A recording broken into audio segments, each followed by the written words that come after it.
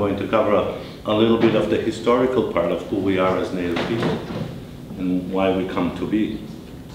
And it's not so important to remember that way back when, before the coming of non-natives into this country, our people kind of like lived, I would say, for the most part, a transient way of life. Right? We never stayed in one place.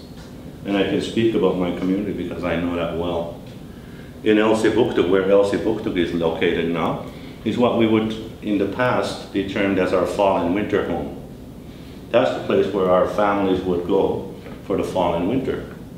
Because there was like lots of animals for food, there was still access to water, so we could still fish, ice fish for smelts and eels and whatnot.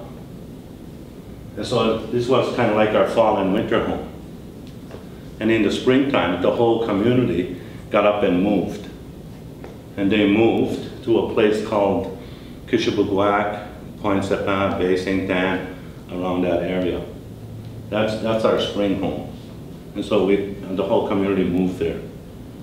And as the season went on, because now the ice was breaking and we had access to the ocean where we could gather more fish and eat.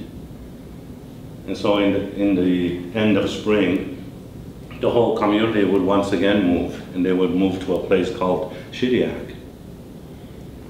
And the Mi'kmaq word for Shediac is Esadag. And the literal word for Esadag is the furthest place. And that would be the furthest place that our people would go. And so that we would stay there for the summer, and as the end of summer was coming, we'd start making our way back to Elsipogtog. And we would go to a place called Mirnuncook, Dorchester, Moncton, Kokan, Bucktouche, and then back up to Elsipogtog for the fall and winter, get ready for the winter again. So we kind of like made a little circle all the way around.